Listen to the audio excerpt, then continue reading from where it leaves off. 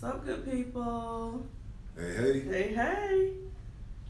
This is the first ever Yeah. live Oh my gosh. podcast from Field to the Real. Yeah. Actually, well, you all have seen our faces on Instagram, with pictures and videos, but Yeah. this is the first time you've seen us Live doing our thing. Yeah. So let's first introduce our guest, Coach Jarrett, Flea, Harrell. Yes. Now, I got to tell you about this, right? Because I've been calling you Coach Flea, you know what I'm saying? That's pretty much what I know you as, you know. And every time I say, you know, yeah, we want to go interview Coach Flea, she's like, no, we're going to go interview Gary Harrell. I said, I do not call him Flea. That is not what I'm going to call you, sir. Your name is Coach Harrell. I appreciate it. That's the name I go by. Everyone I feel free to use whatever. Okay. I was like, no. He was like, no, just say Coach Flea. No, I can't do that. It's like, we don't know each other like that. We don't look like calling man Coach Flea. Like, for real? No. So, all good. That's how I was introduced to him, so. You know what I'm saying? Like, it's going to always be Coach Flea. Yeah. Y'all got a history. It's good. You go ahead and do that. No, you got it. No problem. So, yeah, welcome to Field to the Real live today. Live podcast. Yeah. So, go ahead and introduce yourself. For those of you who are hearing this on Spotify, Anchor, or Apple Podcasts, this podcast was taped a week in advance. Yeah. So especially for our live podcast, we've been promoting it for the last week, but we've been talking about it for months because we supposed to been doing it. Yes. But I am Jarrett, the football genius Burgess. And I am Stephanie Wallace, aka the Advantage Coach. And we already introduced Coach Flea. Coach Harrell. We're gonna fight about this thing all show. But yeah, so if you all tuned in or you listened to the podcast with Ms. Moody from Georgia State, we started off the show, we asked a few questions, and then we got into who's really right, on to the real, and a couple of our other our topics. But so this week this time we're gonna start off with questions for Coach Flea. Oh, y'all. And we're gonna try to go rapid fire so that we can get to the topics. You know what I'm saying? Sounds good. So. And we're at Alabama State University, the Alabama State University with the Hornets today. That's right, yay! Right there, bit Hornets. That's right. So But we must point out that Coach Flea and I are both Howard Bison. I would be remiss. Oh, Lord. It's almost like our Patriots talk. We always got to talk about Howard, no matter what. Howard at some point. Right. My heart. Oh my gosh. Okay. So Coach Flea, tell us a little bit about your role and your title here at Alabama State. My role here, I was at FAU last year with Lane Kiffin, so I had a chance to go from Howard University to FAU, go up a level and work around a different network of people. But Coach Ely brought me here to Alabama State. This is probably one of most I've been a head coach before, but I enjoy being here at Alabama State. Okay. The role that I play as far as coaching running backs. Being a head coach and being a position coach is two different things because you see things different through the set of your lens of your eyes. But being a running back coach gave me a chance to coach, really dive in, and also being an assistant head coach, being an extension of him when he get pulled away, certain things, being a partner with him and try to, along with the coaching staff, just build this program where we know it can go to. Right. Okay, awesome. So tell us what drew you to the profession. True story. It was in 2002 when after I played professional football, went back to Miami. About 3 years trying to figure myself out in my life, trying to make that transition. And I was actually at an ATM machine and withdrawing some cash. And as I withdrew some cash, headed back to my vehicle, I bumped into Coach Petty, who coached me at Howard when I was playing. And he told me, Coach, I'm about to, that's what I was doing. We talked, and he told me I'm about to be the head coach at Howard University. Would you mind coming to be a coach on my staff and coaching wide receivers? Never thought about coaching, never coached a day in my life. Wow. But I was at that point in my life trying to make that transition. That's right. And I just told him yes. I gave it a shot. So I relocated to Washington, D.C. at Howard University, and I just fell in love with it. Yeah. So from that point, I made it my point to move around to different locations, different universities to build myself and to work with different people. So from Howard University to Texas Southern with Steve Wilson was my mentor, was my head coach at the time at Howard University.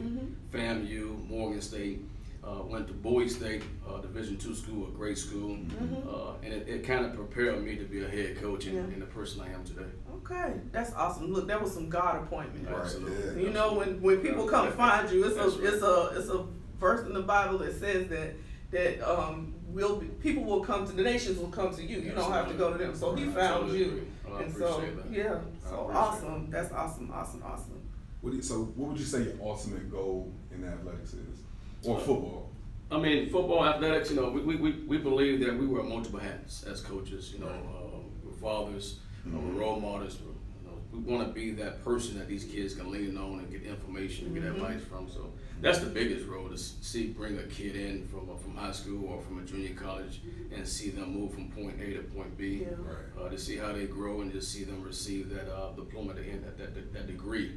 At the end of the process is always so gratifying. Right. So that's what I enjoy. That's what I believe I'm here for. Like you said, I think I was born into the profession to share some of my experience and things that brought me the game of football have given me. But I just want to give back and show them how to go about it as far as matriculating through the university, getting that degree, and moving on and being a productive citizen in society. Getting that degree. Yeah. Absolutely. Look, we're going to say that again. Right. Getting that degree. Because what are you here for? Get that degree. Absolutely. No doubt about it. Yes. Everybody's not going to be as fortunate as you were to make it to that next level. Right. You better, that's what Field to the Real project is all about. Right. And even though if you do make it, understand the life expectancy is about 4 years. That's so right. You What's go to the next? NFL, you're still about 24, 25 years old. You Right, still yeah. have the rest That's of your right. life, so And that money don't last. It don't last long. Not like that. That degree, though. Yeah. That's right. Yeah, so, okay. So you've been at both PWI, predominantly white institutions, and HBCUs. Yes. So what do you see are the biggest differences in working at those different types of institutions? The biggest difference is the resources. I mean, bottom line, you go to Howard University or to a FAMU, you're gonna have your issues. You're gonna have things that come across your plate. You have to deal with. Yeah. But on that level, they just have so many resources. They're almost able to overcome those circumstances and adversity quicker than the HBCU will during that time. So on this level, you have to be creative. You have to be able to work with others, and Rob, Peter, Paul. Right. Yeah. On that level, their alumni base is usually much greater than ours. Right. They have a way of giving back. Going out and getting those corporate dollars to fix a lot of their problems. But it's pretty much dealing with kids is the same. But the difference is the resources that they have. And if you give Howard, if you give Alabama State, Alabama A&M those same resources, you can imagine where we can go from there. Right. Yeah. Yeah. That's true. Okay. That's cool. That's fair. I think that's part of the reason why we're so passionate about doing Field to the Real, because we bringing in something that, again, a resource that you might not, that might not be available just readily to your student athletes. Absolutely. And so that's why we talk about doing what we do. Right. Absolutely. Yeah. So what do you see as an advantage for a young black kid to choose an HBCU over a PWI, even with having aspirations of playing professionally?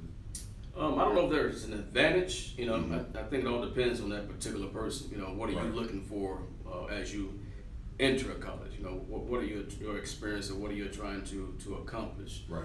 For me, coming out of high school, I really didn't think about it. We all, I'm sure you've been there as an athlete, we all think about going to the bigger schools, the Florida State, Michigan. So that's our goal. And then you hit that reality, understand where you are. Okay, this is only what's available to me, and I have to seek these options and make the best out of it. Right. And I think once you get to that point, and once you choose an HBCU, I think what is given to you, what's driven into you, is just those core values. And I'm not saying PWI don't have those same things, but I only can speak from my experience as far as being an HBCU product. And I want to make sure that I make folks understand it gives you so much, so much value, you're faced with so much adversity. You have to figure out a way to how to overcome those things, because nothing's going to be given to you. Right. You're gonna probably get 30 no's before you get a yes. Yeah. So how are you gonna go about your life, your day-to-day process, and still get done? Even as a student, as a head coach or administrator, you all have the same thing you're dealing with, where you're gonna have those adversities, and you still, at the end of the day, it's all about productivity. You still have to come out with the outcome that's gonna make folks happy, and that's kind of prepare you for life, and it's just the bond, the continuity that you build. Definitely. I can go back to Howard 20 years, 30 years from now, and you still feel that home feel. Right. And that's what I love about it. So I don't know if it's an advantage or because you still can have the opportunity to make it from an HBCU or PWI as far as going to the next level, whatever you choose. That next level could be the NFL, that next level could be as a doctor, whatever profession that you choose. But you still have those opportunities as long as you go into it, the mindset that you can get it done. And I think HBCU kind of installed that in you that, it's no other way around. You got to go through this brick wall to get what you want. You got to, you got to keep pressing to get it. That's good stuff. Yeah. Like that. Absolutely. Good stuff. Well, so to tell you a little bit about what Field to the Real project is, what we do is we try to work with college football players, basically, to help them to, just what you just said, understand there's a transition of Plan B. Yes. Even if Plan B, no matter when your football career is over, you need a Plan B. You gotta have a Plan B. And so helping them to figure out who they are, because we firmly believe in the fact that everybody has a purpose. The gifts and talents we're given are not just on the field. That's right, absolutely. So there are gifts and talents that you're given that you need to be able to utilize. And so but what happens a lot of times with athletes is when they figure out they're an athlete, they kind of diminish any other gifts, talents, or desires they have because they put everything into that. And so we want to be able to help them to birth those things, understand those things, nurture those things. It's okay that you might be a great artist on top of the fact that you really fast and can play football. So to be able to nurture that part of you, that you are an artist. And so what are you going to do with that when you go forward? And so that's kind of where we come in. We do a mentorship piece. We want to be able to introduce them to the careers that are possible for them. Absolutely. And so showing them, getting them involved with people who might be in those careers. That's awesome. And we also, I'm a certified life coach, so we do a lot of life skills training too, like the things that you need to know, just on general. That's right. Especially like when we talk about a summer bridge program where they're coming in, you just get into school, you don't know what it's like to be in college, and that's a whole nother level of when you, especially as a student athlete. And so preparing them for that, preparing them to be successful students and have that mindset you just finished talking about. So that's our passion and what we do with Field to the Real project. So how do you see something like that benefiting this program? I mean, anytime you like you just or said, any HBCU. Yeah, you're right, absolutely. Anytime you're able to provide a platform, what you're doing, you're providing a platform and you're bringing awareness to what you're trying to get accomplished is always good. So I thank you all for providing that for these young men and women. Like you said, you need a plan A and a plan B, but these days, these kids, they need a plan A, B, C, and D. Right, absolutely. You never know once you get through that point, and like I said, you got to feel good about yourself. And I think what you're doing is, as far as bringing the awareness, as far as helping them understand everything what you just said, now you're branding yourself. There's a reason why folks deal with Apple. There's a reason why they buy those expensive things that Michael Jordan, they put out. This is a brand. That's right. They believe in their brand. And so you want to be careful with things you put on social media, because that's you. Everything what you're doing now as a 17, 18-year-old kid can affect you. That's right. Your lifetime. So I definitely think it benefits. It definitely gives young men and women the opportunity to see what's real and what's not real. But sometimes we tend to, because of social media, there's a lot of things out there that can be fictitious, and we gravitate to it. But Insta stories. Something that is real. It's real. And that's real life. And that's what we try to do. It's a mindset here. If you go to Alabama, Nick Saban, we all understand he wins. And the reason why he wins is because he understands the mindset. He gets everything that Clemson gets. He gets everything that Florida State and Michigan get. But he consistently wins because he understands the mindset. And every year, once the season's completed, he starts over and he's always building that mindset, trying to build you from the head down. That's right. And then that's what we try to, we understand. We're not silly to try to go against that. We know that's real. It works. So we need to get that blueprint. That's right. And that's the difference since I've been here in January. You can see these kids, getting strongly, mentally stronger. That's good. You know, and you Awesome. can see the productivity getting better and better on and off the That's football field. important. Being on time, you know, That's class, going to class. You know, doing small things. If I tell you, hey, pick up that paper, and if I can trust you, you be disciplined, pick it up. I can trust you with anything That's on the right. field and off the football That's good field. stuff. That's the mindset. Yeah. Good stuff. Yeah, Yeah, that's good. Good stuff. Like that. Mhm. Okay. I think, and you, I think we're all a collection of, you know, our experiences and, you know, Absolutely. decisions we've made. You probably don't know this. There are like a few coaches who kind of got me to this point, right? Okay.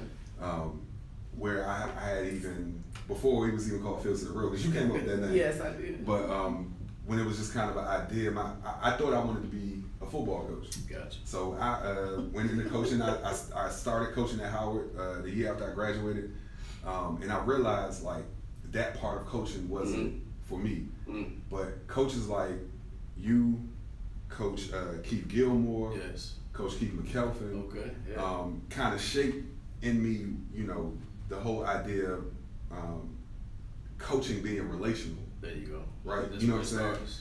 Right, because I watched, you know, you from afar, you know what I'm saying? Yes, Like, yeah. obviously you coach wide receivers, I was a Right. defensive end. Right. And even with that, like, you still showed us love, you know what I'm saying, the other side of the ball, love. That's right. And I could just tell your relationship with your players, like, it was Trust. a relationship. It That's wasn't right. it wasn't a like, I'm your coach and Right. just do what I say do. Like, Absolutely. you could see that you had love for your players, you know what I'm saying? Absolutely. So, I just wanted to throw that out there, man. Let you I know, appreciate you definitely, I appreciate you noticing that. you definitely influenced me, you know what I'm saying? Absolutely. That's what I believe in. Like, once you build that trust, you know, same thing with your kid in your own home. Once you build that trust, you can have all type of conversation with them. Right. So you can have that tough love. You can build them down and break them. You can build them up and break them down. Right. You know, if you don't have that trust, especially kids these days, you know, a lot of kids come from single parent homes, so that trust factor is not always there. Yeah. So you got to build that trust into them, and then they open up, and now you. Important Mm-hmm. to us in just doing this work, because it's not just for us, it's That's for right. everybody. Yeah. Everybody's got to do this work. It takes a village, it ain't a lie. Yeah. It takes a village to do this work. And so Definitely. you know, for me personally, I work with high school Okay. football players. Okay. And so I'm seeing them Mhm. before they get to you. Yeah. And I'm trying as much as I can at that level to Right.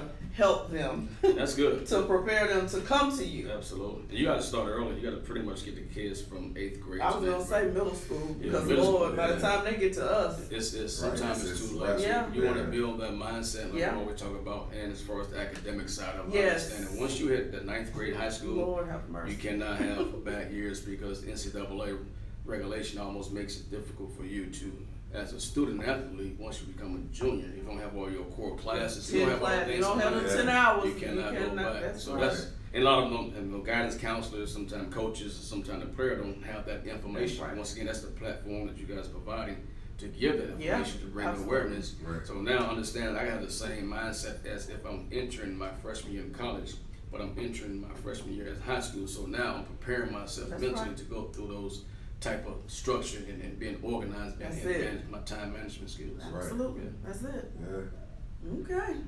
All right, All so right, we about to get into it now. I need your help, Coach Flea. Oh, he is not gonna help you. Just so you know, today you done. I don't know Why? how many Who's Really Rights I've won. But it always seems like I get stomped in this Who's Really Right segment. I don't think I will today. Oh, okay. Unless you poll Black Twitter. But no, so this Who's Really Right segment, Stephanie and I always choose a topic where we're on the opposite sides of it.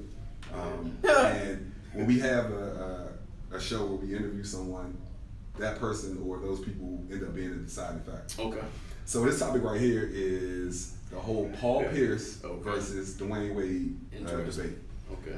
And so not necessarily who's better. No, because that ain't no because question. Oh, Oh, right. far and away, Dwayne Wade had a better career than Paul Pierce. I understand. You know, but some people were saying after Say what he said. who? Paul Pierce. You Oh, gotta so give Paul. the Oh, back. I'm sorry. So Paul Pierce said that he had a better career than Dwayne Wade, and that he was a better basketball player. Wow. Yeah. And then he said Ain't something lying. like, "If you give me LeBron James in his prime, if you give me Shaq in his prime, even though Shaq wasn't in his prime. I was gonna say, was he?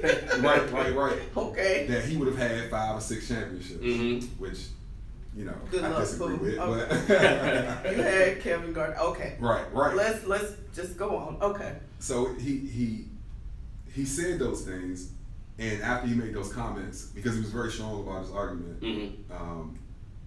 Who do you remember who was actually? Jalen Rose. Jalen Rose killed him, but who hasn't come out? Let's just say that. You want to say it? Who hasn't come out against him? Yeah. Like he's been bashed about this comment. Yes. But one of the comments that were made was that, you know, they felt like as a black man that he was talking down on Dwayne Wade and bringing down his name. Shannon Sharp was one of the ones who said that.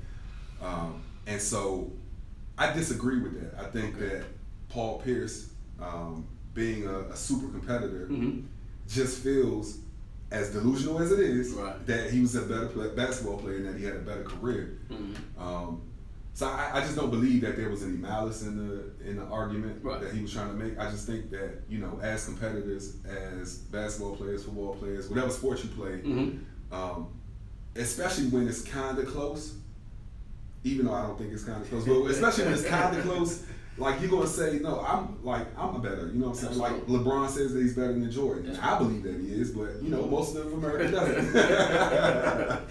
So I mean, I think it's kind of along those lines, like that Jordan versus LeBron debate, or Jordan versus Kobe. You know.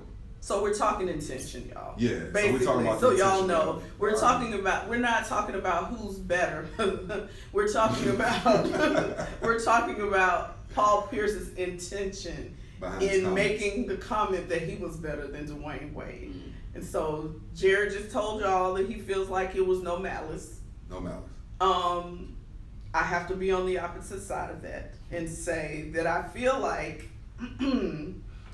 it wasn't even a necessary comment to make. Here's my thing. If you're confident in what you do, what you did on the court should show for it, and you shouldn't have to brag about it. I'm sorry. We don't ever hear Michael Jordan talking about himself like that, because he doesn't have to. I'm just saying, when you got to start comparing yourself to somebody, then you're the one who's got the issue here. It's not that person.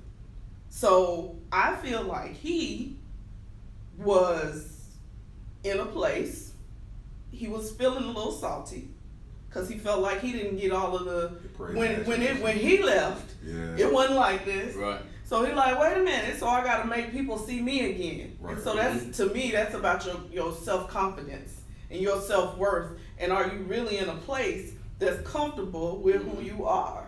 Well, so in fairness, though, I'm sorry, I get real. Yeah, right. In fairness, and he could have came up with a better answer, but in fairness, Michelle Beadle asked him the question, who had the better career, Paul Pierce or Dwayne Wade?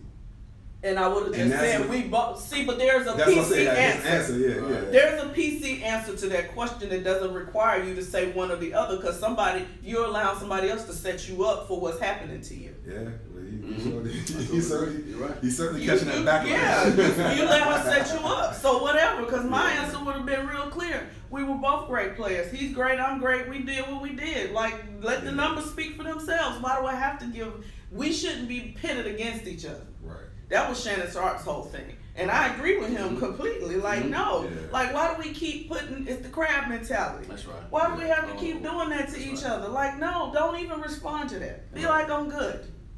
Just be like, I'm good. No, I don't have a response to that. Or, we both good. I don't know what and then you just keep on talking. Not that you just said, well, I think I'm better. Oh, yeah. Then you go on and keep on talking. Like, wait, no, see, now that's why I feel like the intention, if our Who's Really Right is about intention, his intentions were to drag Dwayne Wade under the bus. That's all I'm going to say. All right, so on you. I see. So am I saying who had a better career, or just... No, just you can give your opinion, and then you can say which one of us did you think was right out of the two arguments. You know, and I think you said Stephanie. I think you said some good stuff, Stephanie. For as if you have to like constantly promote yourself to others, then that's an issue. Yeah. If you're around a group of people, you walk into a circle, And as soon as you walk into a circle and you have a conversation, as soon as you vacate that circle, somebody gonna state your legacy. Like he was X, Y, Z, or she was that person. So that's what you want as far as your legacy once you complete your career. Right. So I definitely agree with that. And I just think Jarrett Burgess, when it comes to like on that same point, there's only one Jarrett Burgess, there's only one Stephanie. So be the best you. That's right. And like I said, sometimes we get out of those elements and we don't stay in our own lane. And now you're comparing yourself to this person, and it happens in the music industry, it happens in different sports. But all in all, like I said, the people would tell you when you leave. You see the way that Dwayne Wade left and the celebration. They're gonna let you know that this guy was the real deal. Not saying that Paul Pierce did not have a great career, but Dwayne Wade came in and did some great things, and so did Paul Pierce. When you're gonna look at the years. I think Paul had 19, maybe I think Dwayne about 16, so it's close as far as you had the same opportunities. Yeah. Right. But the championship, you gotta get championship years. Wade got 3, Paul got 1, and then you can look at all the assists and things within the game. Right. But what matters to me, scoring leader. I think Dwayne did it 1 year and Paul never did it before. Right. And then on the other side, you can say you had Shaq, he had this person, that person, but when it comes to defense, he was on Dwayne Wade's all defensive team 3 times. Paul, no. Yeah. So that tells me that a lot of things that Dwayne Wade did outside his position, he affected the game differently, and he affect. I know it's something different as far as how he touched lives. You can see the things he did outside. But career-wise, everything that he poured into it, Dwayne Wade, he's definitely got, in my opinion, it seemed like Stephanie, you were saying D Wade. Yeah, so for I sure. agree with Stephanie on this. Man. And I'm a Boston Celtics fan. Me too. Me too. I am too. I love the Celtics. That's especially my when Paul Pierce was there. Well, see, coming up, we never had a professional team. They didn't come into existence until like the mid-90s. So, Celtics and Lakers and Knicks were always on TV. So I just grew with Larry Bird and Robert Parrish and those guys. I'm a big-time Celtics fan. Yeah. Okay. So I am too, just to say it. Especially when Paul Pierce, Kevin Garnett, that was my crew. Like, I loved them then, but that's not the point. Keep it real, right? He just, come on, dude. I just need you to just, you were celebrated the way you were supposed to be. That's how God intended it for you. Yes, and we just have to let Dwayne have his glory right now and just be done with it. Nobody's saying nothing about Dirk. Ain't nobody saying 2 words about Dirk, but they both retired. That's right. You don't see Dirk pouting somewhere. Come on, he ready to go live his life because he know he gave all he had and he done. That's right. Yeah. Totally agree. So y'all let us know who's really yes, right. please. As a matter of fact, y'all just looking right now. I don't know how many people are viewing, but let us know who's really right. Yeah. Go ahead. I got y'all. We appreciate it. So the next topic. Yeah. Muffin McGraw. Love it. I'm sorry. Man. Can you tell us a little? Can you tell her? Yeah. So Muffin, I'm gonna go to my page with the notes, y'all. She said, so about a week ago, Muffin McGraw came out in an interview. This was before the national championship and all that kind of stuff, and said that she would never hire another male coach on her for her team, and of course there was backlash to that because it seems like reverse sexism. Which it is essentially, but that's her choice also. So whatever, that's her team. But so she had to expound on why she said that, and so she defended her statement by talking about the Equal Rights Amendment that was introduced in 1967. She said, and it still has not passed. So she was like, 67. We talking 40 years ago, and we still don't have a law in place to ensure that women receive equal rights as men. And so she said she was just tired of the fact that there aren't more women in leadership, especially in the sports world. That that doesn't happen. And so she just was like, so I wrote down what she said. She said, when is it going to become the norm instead of the exception that women get these positions to be in leadership?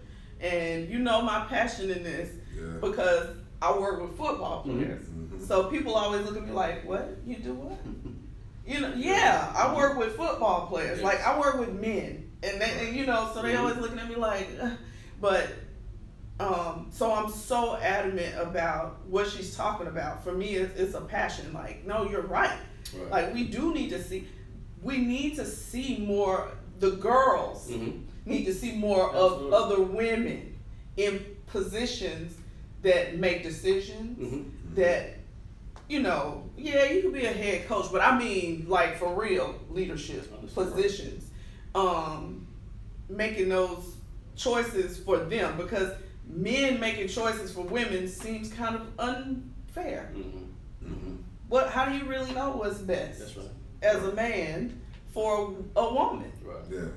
So I agree. I mean, you know, I think it's sexist. I'm not gonna tell you she's not being sexist by not hiring, because I feel like there's an advantage to both. Right. Yeah. They should have some guys around them as well, but that's her choice. But I agree with her statement that it needs to be the norm and not the exception. I would go so far to say I don't even think it's sexist when you're talking about leveling the playing field.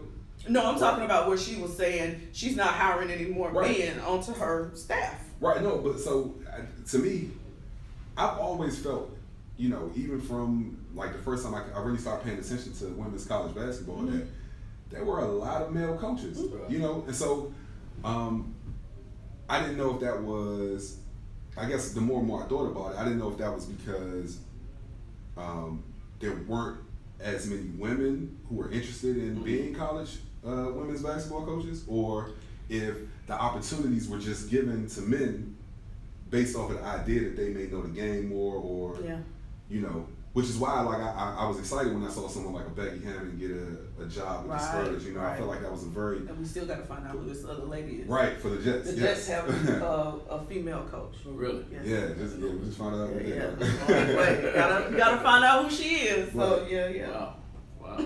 But I've always felt like that. So I feel like even in those comments, it was her attempt, or I mean, even with the actions, like I'm not hiring any male staff, it's an attempt to level the playing field. You know, much like if an NFL owner was being intentional in saying there's not a lot of black representation in NFL coaches. So I'm only hiring a black coach, right? You know, that might be perceived as being, you know, racist. Or, you know, reverse racist, right? Or whatever. Yeah. But if you look at the disparity in the numbers of black coaches to, you know, white coaches, I would think that the idea that wouldn't be considered racist based off of the idea that, you know, we're attempting to right a wrong or an injustice. But I wholeheartedly agree with her comments, you know, and I ain't had a problem. I didn't take issue with them at all, you know. Yeah. And I saw on Twitter, because I go through it just scroll. People were really, they were roasting. Yeah, and I didn't get it, you know. Well, really, because I mean, we live in this society where people are gonna be like, well, how can you say that? If that was a man, that's the first thing that's gonna come out of something. Right. If a man said I'm only gonna hire men, women would be in the uproar. They're right. Yeah. They're right. I ain't gonna say they lying. It would be happening. Because we'd be like, wait a minute, what you trying to say? You know what I mean? But, I mean, I get it. Men, it's almost like, and not, you know, I try not to do this race thing, but it's almost like white privilege. Yeah. So, of course. No, there really is. I went to a workshop. It was a cultural competency workshop.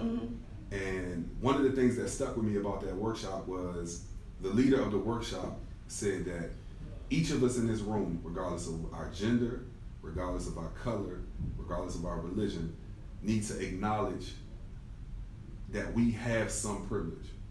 To make it to even sit in these seats that we were sitting at, because all of us were either master students or PhD students, you have some privilege, right? Because there's somebody out here doing a lot worse than you. So acknowledging your privilege will allow you to see things from, you know what I'm saying, a proper perspective. Because if you think to yourself, you say as a man, oh, that was sexist, you know, you're not acknowledging the fact that as a man, you get to do some things in this world that women aren't allowed to. That's true. You know, or for a woman, if you say, you know, I don't even want to. Yeah, because I was about to say you gonna sound sexist. Yeah, I'm gonna say it. You probably can't say it. Don't even go there. I'm gonna just leave that one alone. Let's Yeah, go. yeah. So what are your thoughts, Yeah. Coach? I heard the comments, and it's touchy, but at the end of the day, hearing what she said, I mean, it's all about, it might sound cliches, but hiring the right person, the best person for the job. But I think it runs deeper than, we can say race, we can say religion, we can say gender, but at the end of the day, and only because it's the same thing, not to get away from the women part of it, but I hate, I'm gonna keep it real with you. I don't like using the word minority. I don't consider, we consider minorities, black male, females, white women sometimes, and it's about relationships. It's about, in this industry and just anything in society, it's about building relationships. And the thing that's been missed, and I think she kind of said, it's like, when you talk about McGraw, it's not too many people that's able to make a decision that look like her. It's not too many people in the NFL that's owners, that's GMs, that look like me. So they're gonna hire people that they know, and that's just, they're comfortable with that, because at the end of the day, they have their jobs to protect, so they're gonna hire someone that looks like them, something that goes over to the whole society very smoothly. And so I think that lies the problem. And so until we, as black men, get those particular jobs, and once we get those particular jobs, I'm not saying it's only hire people that look like you, but hire the best people, but give folks fair opportunity, give them a chance. The same thing with women. I just think that, the same thing, there's not too many women in those positions that can make that decision to bring in, sometimes they take the safe road to bring in a male or someone that everyone will feel comfortable with, but that might not be the best person for that job. So until we get to that point, we're gonna always have that issue. Right here we have a female athletic director of athletics, Jennifer Lynn Williams, who's doing a spectacular job. So you just never know, once given the opportunity, what we can do, what they can do in that situation. But until someone higher authority understand that, and just like I said, just be fair and just give people fair opportunities. We always gonna be fighting this battle. I like that. Just it's not about anything other than that person's qualifications. What is it that bring to the table that is beneficial to what you were doing? Absolutely. But being open to looking for whoever it is that's open. I mean, whoever it is that has that's deserving. Right. That's right. Yeah. Okay. So this is the first time we've ever done this. Yeah. So every week we have a spotlight where we have two spotlights. One's called On to the Real. Yes. And On to the Real, we spotlight someone who has done a great job of transitioning to life after sport. We choose one person for that, and then we end with a feel-good final thought. And the feel-good final thought is just something that we've seen in the news of some athlete, or sometimes not even an athlete. Well, most of the time they're in sports and right, in some capacity. And we spotlight them, something that just might have touched us, or just might be a great feel-good story. So this is actually the very first time we've chosen one person for both. Okay. Are you familiar with the name Dylan McCullough? No, I'm not familiar. Okay, Dylan McCullough is the running backs coach. I believe running backs, yes. Running backs coach for the Kansas City Chiefs. Okay. And just a brief thing on the story. He always knew that he was adopted. At 6 months, he was adopted because his mother was 16 when she got pregnant with him. Right. I'm sorry. I'll just interject as you go. No. Okay. Yeah. So he started the journey a few years back of when he first had kids. Oh, right, yeah, when he first had kids to try to find his biological parents. Okay. Yeah, and so the journey led to him finding out that. Don't tell the story like that. Okay, you gotta tell the story right. Come on, man. Let you do it. No. So he ended up going to Miami, University of Miami. Okay. And while he was there, he met. I gotta back up. So he's in high school. Okay. And the funny thing is, because I'm reading his story, and he says, I'm sitting in the window in my class, and I see a red Benz pull up outside, and this big tall guy gets out. And then shortly after that, there's a call over the intercom for me to come to the office. So it's the recruiting coach from University of Miami. So he goes, he meets this guy. They get to be like, that's his mentor. They get real tight. He goes to Miami, he graduates, He goes to the NFL, Mhm. then the CFL, short-lived career, ends up going to teach. Okay. Becomes a teacher, becomes a principal. Wow. So in this process, though, he has kids. Mm-hmm. So he has his kids, and now he's like, wait, I need to know who I come from, something with my kids, you know, Right. whatever. And so he sends for the open records of his adoption. Mm-hmm. And he gets those papers, goes and he sees that only his mother's name is on there. Mm-hmm. So he reaches out to her on Facebook. He Mhm. finds her on Facebook, reaches Wow. out to her. She's like floored when she gets this request from him because she's like, I knew the day would come. Right. And so they start talking. He's talking to her like, yeah, so who's my dad, blah, blah, blah. She says, your dad's name is Spencer. Last name Spencer, I believe. Mhm. And he's so floored Mhm. because this person she named is his mentor. Wow. This man that came to the school when he was in high school Mhm. was his father. Wow. Yeah. Never knew him. Mom never told him he had a son Mm-hmm. because she just got rid of him. She gave him up for adoption at Yes. 16. So, yeah. Wow. So he met his dad. Mm-hmm. Well, he knew his dad for 28 years Mhm. and did not know that was his father. Wow. That's a story.